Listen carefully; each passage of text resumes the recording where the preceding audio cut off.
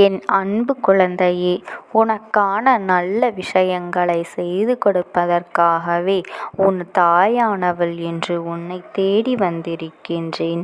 என் தங்கமே, உன்னுடைய இல்லத்தை சில காலமாக ஒரு ஆண் நோட்டமிட்டு கொண்டே இருக்கின்றார். உன்னுடைய இல்லத்திற்கு மட்டுமல்ல, உனக்கும் ஒரு மிகப்பெரிய ஆபத்தை கொடுக்கத்தான் இந்த ஆண் உன் இல்லத்தை நோக்கி சுற்றி சுற்றி வந்து கொண்டிருக்கின்றார். இவர் யார்? எதற்காக உன் இல்லத்திற்குள் இவர் இந்த விஷயத்தை செய்ய நினைக்கின்றார்? இவரின் நோக்கம் என்ன என்பதனை இந்த தாயானவள் உனக்கு தெளிவாக சொல்ல வந்திருக்கின்றேன். இது போன்ற விஷயங்கள் சற்றென்று உன் மனதிற்குள் பயத்தை உருவாக்கலாம். என்னவென்று உனக்கு தெரியாமல் உனக்கு ஒரு பதற்றத்தையும் கொடுக்கலாம். ஆனால் உன் இல்லத்தை ஒருவர் நோட்டமிடுவது உண்மை. அது ஒரு ஆண் என்பதும் உண்மை. அப்படியானால் அது யார்? எதற்காக நோட்டமிடுகின்றார்? நல்ல விஷயத்தை செய்கின்றாரா அல்லது தீய விஷயத்தை செய்கின்றாரா என்பதனை நீ கட்டாயமாக தெரிந்து கொள்ள வேண்டும். என் தங்க குழந்தையே, முன்பெல்லாம் உனக்கு யாரிடத்திலிருந்தும் எந்த ஒரு நல்ல செய்தியும் கிடைக்காது. அப்போது நீ அமைதியாக வீட்டுக்குள்ளேயே இருந்து கொண்டிருப்பாய். உன்னை சுற்றி நடப்பதும் என்னவென்று அறிந்திருக்க வாய்ப்பில்லை. ஆனால் இப்பொழுது நீ வணங்குகின்ற தெய்வங்களின் வாக்கினை முழுமையாக உன்னால் தெளிவாக கேட்க முடிகின்றது அல்லவா? உன்னை சுற்றி நடக்கின்ற விஷயங்கள் எல்லாம் அவர்கள் உனக்கு தெளிவாக எடுத்து சொல்லிவிடுகின்றார்கள் அல்லவா? அப்படி இருக்கும் பொழுது உன்னை சுற்றி நடப்பதை எல்லாம் நீ தெரிந்து கொள்வதில் எந்த ஒரு தவறுமே இல்லை. அதுவும் இந்த அம்மா சொல்லும் பொழுது அதில் இருக்கின்ற ஆழமான உண்மையை நீ புரிந்து கொண்டு என்ன செய்ய வேண்டும், எப்படி செய்ய வேண்டும், உன்னுடைய வாழ்க்கையை நீ எப்படி காப்பாற்றிக் கொள்ள வேண்டும். என் தங்கமே, அம்மா நான் உன்னிடத்தில் ஒரு விஷயத்தை கொண்டு வந்து சேர்க்க முயற்சி செய்கின்றேன் என்றால் நிச்சயமாக அதற்கு பின்னால் ஏதோ ஒன்று உன்னுடைய வாழ்க்கையை போட்டு உன்னிடத்தில் குழப்பங்களையும் கஷ்டங்களையும் ஏற்படுத்தி கொடுக்கின்றது. அதற்கான தீர்வினை கொடுப்பதற்காகத்தான் இருக்கும். இந்த அம்மா காரணம் இல்லாமல் எதையும் உன்னிடத்தில் சொல்வது இல்லை. என் செல்ல குழந்தையே, நம் இல்லத்திற்குள் நாம் உண்டு, நாம் வேலை உண்டு என்றுதான் இருக்கின்றோம் என்று நீ யோசிக்கின்றாய் அல்லவா? ஆனால் நீ அப்படி இருப்பதனால்தான் என்னவாக இருந்தாலும் உனக்கு எதுவும் தெரிவது இல்லை. நம்மை சுற்றி நடக்கின்ற விஷயங்களின் மீது நமக்கு கொஞ்சமாவது கவனம் இருக்க வேண்டும். ஏன் தெரியுமா? உன் அம்மா உன் வாழ்க்கையில் இதுநாள் வரையிலும் கவனித்ததில் உன்னிடத்தில் எந்த ஒரு தவறும் இல்லை. நீ சரியாகத்தான் எல்லா விஷயங்களையும் செய்து கொண்டு இருக்கின்றாய். நீ யாருக்கும் எந்த ஒரு துரோகத்தையும் இதுவரை செய்ததும் இல்லை. அடுத்தவர்களுக்கு தேடி போய் நீயாக உதவிகள் செய்துதான் இந்த கஷ்டங்களை எல்லாம் நீ அனுபவித்து கொண்டிருக்கின்றாயே தவிர ஒருபொழுதும் யாருக்கும் எந்த தீங்கினையும் கெடுதலையும் இதுவரை நீ செய்தது இல்லை. உதவி என்று கேட்டு வந்தவருக்கு இல்லை என்று ஒருபொழுதும் சொன்னது இல்லை. உனக்கு உணவில்லையே என்றால் கூட கையேந்தி நிற்பவர்களுக்கு நீ அவர்களின் பசியை போக்கிவிட்டுதான் நிம்மதியடைந்திருக்கின்றாய். அப்படி ஒரு குணத்தை கொண்ட நீ கேட்டு வந்தவருக்கு இல்லை என்று ஒரு பொழுதும் மறுத்ததில்லை. உனக்கு உன் வாழ்க்கையில் உன்னை சுற்றி நடக்கின்ற பிரச்சனைகளை பற்றியெல்லாம் இதுவரை தெரியாமல் இருப்பதும் நியாயமில்லை. உன் பக்கம் எந்த தவறும் இல்லாத பொழுது உனக்கே இப்படி பிரச்சனைகள் வருகின்றது என்றால் அதனை என்னவென்று நீ தெரிந்து கொள்ள வேண்டும் அல்லவா? அம்மா சொல்வது உண்மைதானே? அம்மா எதையும் தெரியாமல் சொல்லிவிட மாட்டேன். இதனை நீ புரிந்து கொள்ள வேண்டும். உன் இல்லத்தின் காவலில் நின்று கொண்டிருக்கின்ற இந்த தாயானவள் ஒரு ஆண் தினமும் உன் இல்லத்தை தேடி வருவதைக் கண்டு நிச்சயமாக அச்சமடைந்தது உண்மைதான். எதனால் இவர்கள் இத்தனை நம்பிக்கையோடு உன் இல்லத்திற்கு வருகின்றார்கள்? என் பிள்ளையே, ஒரு விஷயத்தை செய்யத் தொடங்கும் போது அது முடியாது என்று ஆரம்பத்திலேயே ஒருவருக்கு தெரிந்துவிட்டது என்றால் மீண்டும் வருவதற்கு வாய்ப்பு கிடையாது. ஆனால் இவரும் உனக்கு எதையாவது சாதித்து கொடுத்துவிட வேண்டும் என்று மீண்டும் மீண்டும் வந்து கொண்டிருக்கின்றார் என்றால் அதற்கு நிச்சயமாக நீ என்னவென்று தெரிந்து கொள்ள வேண்டும் அல்லவா? அதனால்தான் அவர் யார் என்று நான் தெரிந்து கொள்ள முயற்சி செய்து அவர் யார் என்று நான் கண்டு கொண்டேன். அவரை கையெடுத்து வணங்கியும் விட்டேன், மகிழ்ச்சியும் அடைந்தேன். என் பிள்ளையே, அம்மா சொல்வது உனக்கு புரிகின்றதா? என் குழந்தையின் இல்லம் தேடி வந்தது யார் என்றால் உன் வாழ்க்கையில் உனக்கு மிகப்பெரிய நல்லதை ஏற்படுத்தி தரக்கூடிய ஒரு தெய்வம்தான் உன்னுடைய இல்லத்திற்கு வந்துவிட்டது. அப்படி என்றால் நிச்சயமாக உன்னை இதுவரை ஆட்டி படைத்த அத்தனை பிரச்சனைகளும் தீரப்போகின்றது என்றுதான் அர்த்தம். அவர் உன் இல்லத்திற்கு மீண்டும் வந்து கொண்டிருப்பதால் தான் உன்னுடைய அத்தனை பிரச்சனைகளும் இப்பொழுது கொஞ்சம் கொஞ்சமாக மறைய தொடங்கி உனக்கு தீர்வினை கொடுப்பதற்காக வந்திருக்கின்றது. அந்த பிரச்சனைகளுக்கெல்லாம் முற்றுப்புள்ளி வைக்கின்ற நேரமும் வந்துவிட்டது. அப்படி ஒரு நிலைதான் இப்பொழுது உன் வாழ்க்கையில் வந்து கொண்டிருக்கின்றது. இவர் ஒரு விஷயத்தை நினைத்துவிட்டார் என்றால் உன்னுடைய சந்தோஷத்தையும் வெற்றியையும் ஒட்டு மொத்தமாக உன் கைகளிலே தூக்கி கொடுக்க தயங்க மாட்டார் என்பதனை நீ புரிந்து கொள்ள வேண்டும். அப்படியானால் முதலில் உன் வாழ்க்கையில் இருக்கின்ற பிரச்சனைகளை எல்லாம் ஒழிக்க வேண்டும் அல்லவா? எல்லா கஷ்டங்களும் உனக்கு உச்சத்தை தொட்டு உனக்கு அது மன நிம்மதியை கெடுக்கும்படி இருந்துவிடக் கூடாது அல்லவா? என் அன்பு பிள்ளையே, இவர்களால் தான் உன்னுடைய அத்தனை பிரச்சனைகளும் தீர்ந்து போகின்ற சூழ்நிலைகளும் உனக்கு மன நிம்மதியும் ஏற்பட போகின்றது. அது மட்டுமல்ல, உன்னுடைய வாழ்க்கையில் ஒட்டுமொத்த மகிழ்ச்சியையும் உன்னிடத்திலே கொடுக்கப் போகின்றார்கள் என்பதனையும் நீ புரிந்து கொண்டாயானால் வந்தது யாரென்று தெரிந்து நீ மகிழ்ச்சியில் துள்ளி குதிப்பாய். உன்னுடைய வாசலுக்கு தினமும் வந்து செல்கின்ற ஒரு ஆண் உன்னுடைய குலதெய்வம்தான். என் பிள்ளையே, உன்னுடைய குலதெய்வம் உன் வாழ்க்கையில் எந்த ஒரு விஷயம் நடந்தாலும் முதலிலேயே நல்லதாக முடித்து கொடுக்க வேண்டும், நன்மையை கொடுக்க வேண்டும் என்று ஆசைப்படுபவர்களில் முதன்மையானவர்களாகவும் இருக்கின்றார். நீயாக அவர்களை மறந்துவிட்டாலும் அவர்கள் ஒருபோதும் உன்னை மறப்பது கிடையாது. நீ நாள்தோறும் உன்னுடைய குலதெய்வத்தை வணங்கி அவர்களுக்கென்று நீ அகல் தீபத்தை ஏற்றி வைத்து வணங்க வேண்டும். உன்னுடைய வேலையின் காரணமாகவோ சூழ்நிலையின் காரணமாகவோ அடிக்கடி உன்னால் இரவு நேரங்களில் உன் இல்லத்தில் இருக்க முடியாத சூழ்நிலைகள் வந்துவிடுகின்றது அல்லவா? அப்படி இருக்கின்ற வேளையில் உன் குடும்பத்தில் இருக்கின்றவர்கள் எல்லாம் ஒருவித பயத்தோடு தான் இருக்கின்றார்கள்.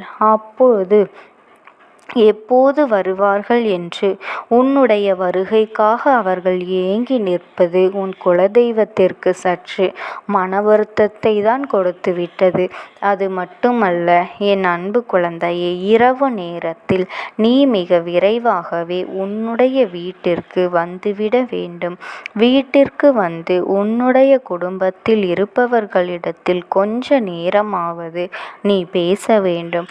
அவர்களிடத்தில் நீ பேச பேசாமல் களைப்பின் காரணமாக உறங்கிவிட்டாயானால் அவர்களின் மனதில் இருக்கின்ற எண்ணங்கள், அவர்கள் சொல்ல நினைக்கின்ற விஷயங்கள் எல்லாம் உன்னிடத்தில் பகிர்ந்து கொள்ள முடியாத சூழல் ஏற்பட்டு விடுமல்லவா? அப்படி இருக்கும் பொழுது உன் குடும்பத்தில் இருப்பவர்கள் தன்னுடைய வேதனைகளை, தன்னுடைய கஷ்டங்கள், தன் மனதில் இருக்கின்ற ஆசைகளை எல்லாம் யாரிடத்தில் பகிர்ந்து கொள்வார்கள்? நம் குடும்பத்தில் இருப்பவர்களை மட்டும் நாம் தானே கவனிக்க வேண்டும். அவர்கள் என்ன சொல்கின்றார்கள் என்று நாம் தானே காது கொடுத்து கேட்க வேண்டும். அவர்களுக்கென்று நாம் நேரத்தை ஒதுக்காமல் வேலை வேலை என்றோ, உனக்கான பிரச்சனைகள் அதிகமாக இருக்கின்றது என்றோ, அவர்களிடத்தில் நீ சரியாக பேசவில்லை என்றால் அதுதான் உன் எதிர்காலத்தில் மிகப்பெரிய கஷ்டங்களாக மாறி வந்து நிற்கும்.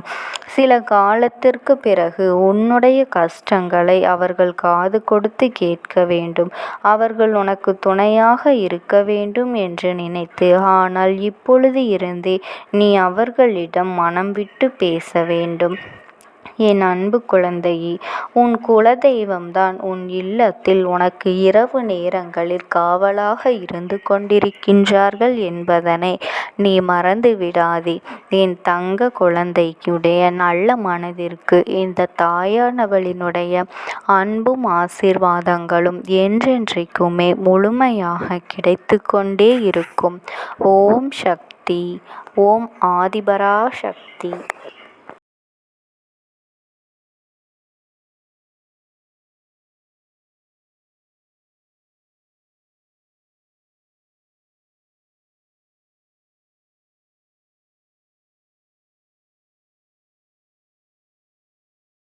இந்த அம்மா அதனை கண்டுவிட்ட பிறகு, எதற்கு இங்கே சுற்றி கொண்டிருக்கின்றாய்? நீ இருக்க வேண்டிய இடத்தில்தானே இருக்க வேண்டும்.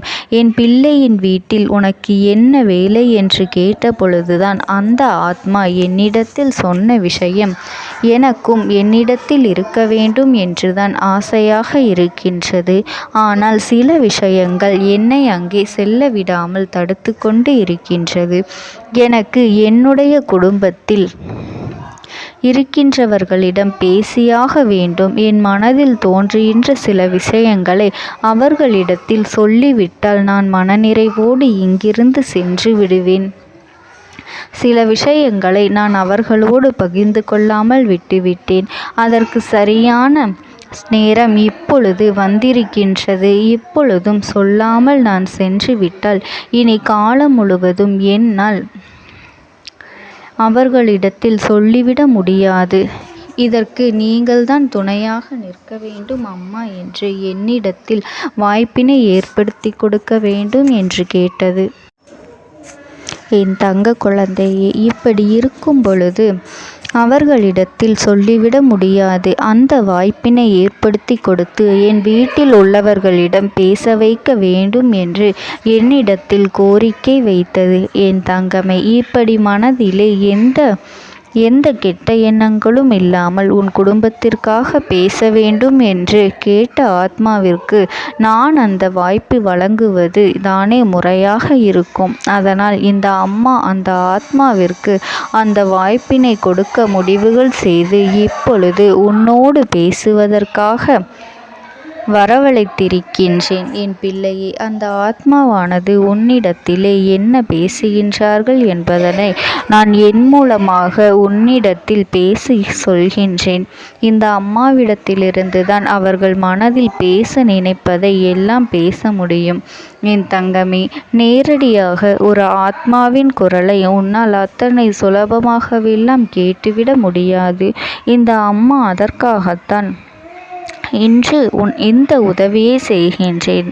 என் குடும்பத்தில் இருக்கின்றவர்களிடம் பேச வந்திருக்கின்றேன். உங்கள் எல்லோரையும் நான் இனி காணவே முடியாது என்பதனை நான் உணர்ந்து கொண்டேன். என் வாழ்க்கையில் நிறைவாக இருந்து என்னால் உங்களுக்கு கஷ்டங்கள் வந்தாலும் உங்களால் எனக்கு எந்த கஷ்டங்களும் இதுநாள் வரையிலும் வந்தது கிடையாது. நான் நினைத்தது போல இந்த வாழ்க்கையை அத்தனை சந்தோஷமாக வாழ்ந்து கொண்டுதான் இருந்தேன். என் குடும்பத்தில் இருக்கின்றவர்களிடம் பேச வந்திருக்கின்றேன். உங்கள் எல்லோரையும் இனி நான் காணவே முடியாது என்பதனை நான் உணர்ந்து கொண்டேன். உங்களோடு இருந்த இந்த காலகட்டம் குறைவாக இருந்தாலும் எனக்கு கிடைத்த சந்தோஷங்களும் மகிழ்ச்சியும் ஏராளமாக இருந்தது. அதனால் எனக்கு எந்த ஒரு கவலையும் இதுவரையில் இருந்ததே கிடையாது. நான் நினைத்தது போல இந்த வாழ்க்கையை நான் சந்தோஷமாகத்தான் வாழ்ந்து கொண்டு இருந்தேன். ஆனால் இவ்வளவு காலம் எனக்கு சீக்கிரமாக என்னுடைய ஆயுள் முடிந்துவிடும் என்று எனக்கு முன்பே தெரியாது. அது தெரிந்திருந்தால் நிச்சயமாக என் மனதில் இருக்கின்ற அத்தனை விஷயங்களையும் நான் உங்களிடத்தில் சொல்லியிருப்பேன். ஆனால் எல்லோரும் நினைப்பது போலத்தானே நானும் நினைத்திருந்தேன். எனக்கும் இந்த உலகத்தை விட்டு செல்ல வேண்டும் என்ற ஆசை கிடையாது. மற்றவர்கள் சொல்வது போல எதற்காக பிறந்தோம், நாம் ஏன் பிறந்தோம் என்று ஒரு நாளும் நான் நினைத்தது கிடையாது. வாழ வேண்டும் என்றுதான் ஆசைப்பட்டேன். என்னுடைய ஆசைகள் எல்லாம் நிராசையாகும்படி இந்த உலகத்தில் விட்டு செல்ல வேண்டிய காலகட்டம் கட்டாயம் வந்துவிட்டது. என்னுடைய கடமை இங்கே சரியாக முடிவதற்கு வந்துவிட்டது. இன்று நான் உங்களோடு பேச வந்ததற்கு முக்கியமான காரணம், சில விஷயங்களை எல்லாம் உங்களோடு சொல்லாமல் விட்டுவிட்டேன். எப்படி நடக்கும் என்று தெரியாமல் நான் சில விஷயங்களை செய்தும் முடித்துவிட்டேன். அதற்காக உங்களிடத்தில் நான் மன்னிப்பு கேட்டுக்கொள்கின்றேன். இதை உங்களிடத்தில் பகிர்ந்து கொள்ள வேண்டும் என்றுதான் இன்று நான் வந்திருக்கின்றேன். உங்களை நான் மனதார வணங்குகின்றேன். இந்த வாய்ப்பினை நான் சரியாக பயன்படுத்தி கொள்ள விரும்புகின்றேன். அதனால்தான் என் மனதில் இருக்கின்ற விஷயங்கள் எல்லாம் நான் சொல்லிவிடுகின்றேன். சிறிது நேரம் அமைதியாக அமர்ந்து என்னுடைய வார்த்தைகளை கேட்டாலே போதும். என்னுடைய அன்பினை புரிந்து கொண்டு அதுவே எனக்கு போதும். நான் நிச்சயமாக இங்கிருந்து நல்லபடியாக சென்று விடுவேன். இன்று உங்களோடு பேச வந்ததற்கு ஒரு முக்கியமான காரணம், நான் சில விஷயங்களை சொல்லாமல் விட்டுவிட்டேன். இப்படி நடக்கும் என்று எனக்கு ஒரு நாளும் தெரியாமல் சில விஷயங்களை செய்துவிட்டேன்.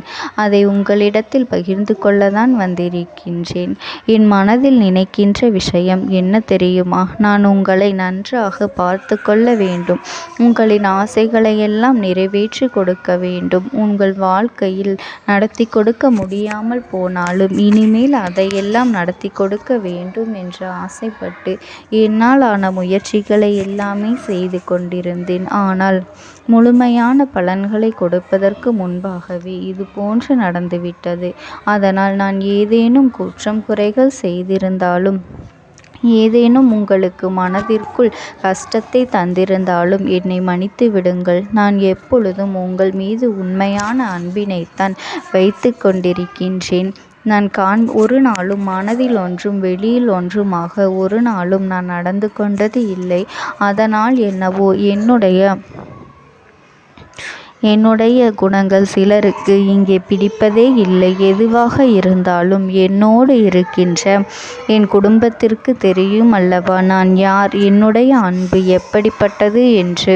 அதனால் என்னுடைய அன்பினை முழுமையாக உணர்ந்து கொள்ள வேண்டும் என்று அதனை இங்கிருந்து ஏற்றுக்கொள்ளவே முடியாத ஒரு விஷயமாகத்தான் இருந்தது. நானும் அங்கும் அங்கும் ஓடி ஓடி மீண்டும் என்னுடைய உயிரை மீட்டெடுத்து விடலாம் என்றுதான் முயற்சி செய்தேன். ஆனால் அப்பொழுது என்னால் அதையெல்லாம் செய்ய முடியவில்லை. உயிரற்ற உடலாக இங்கே நின்று கொண்டிருக்கின்றேன். நாட்கள் செல்ல செல்ல இதை எனக்கு ஏற்றுக்கொள்ள பழகிவிட்டது. இனிமேல் இதுதான் என்னுடைய உலகம். மீண்டும் அங்கே செல்ல முடியாது என்பதனை நான் புரிந்து கொண்டேன். செல்ல முடியாவிட்டாலும் ஆத்மா என்று ஆன பிறகு என்னுடைய உலகத்தில் இருந்தால்தான் எனக்கு சந்தோஷம். மீண்டும் மனித வாழ்க்கைக்குள் என்னால் நுழைந்துவிட முடியாது.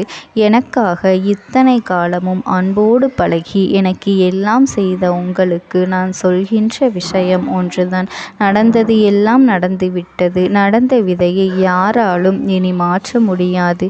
இனி நான் உங்களோடு இருக்க வேண்டும் என்று நினைத்தால் கூட அது நடக்காது. அதனால் இந்த வாழ்க்கையில் நீங்கள் நல்லபடியாக வாழ்ந்து சந்தோஷமாக இருக்க வேண்டும் என்றுதான் அப்போதுதான் அந்த ஆத்மா மனது வேதனைப்பட்டு உன்னோடு பேசுகின்றது. என் தங்க குழந்தையே, யார் உன்னை விட்டு சென்றாலும் இந்த தாயானவளினுடைய அன்பும் ஆசீர்வாதங்களும் உனக்கு என்றென்றைக்குமே முழுமையாக கிடைத்து கொண்டே இருக்கும். அதனால் நீ எதை நினைத்தும் கவலைப்படாதே. உனக்காக எப்பொழுதும் நான் இருந்து கொண்டே இருப்பேன். ஓம் சக்தி. ஓம் ஆதிபரா சக்தி. நீ விடுதலை கொடுக்க மாட்டாயா என்று என் பிள்ளை நீ என்னை பார்த்து கேட்கின்ற விஷயத்திற்குத்தான் நான் முடிவினை கட்டப் போகின்றேன். இன்னமும் சுருக்கமாக உனக்கு சொல்ல வேண்டும் என்றால், உன்னுடைய பிடிவாதம் இந்த அம்மாவினிடத்தில் ஜெயித்து விட்டது என்பதுதான் உண்மை. என் குழந்தைக்கு எந்த ஒரு விஷயம் வேண்டும் என்று அடம்பிடித்து இத்தனை காலமும் நீ நின்று கொண்டிருந்தாயோ, அந்த ஒரு விஷயத்திலிருந்து உன் அம்மா நான் உனக்கு விடுதலையை கொடுக்க வேண்டும் என்று என் முன்னால் கதறி அழுதாயோ, அந்த விஷயத்தை இன்று உனக்கு நான் முடித்து வைக்கின்றேன்.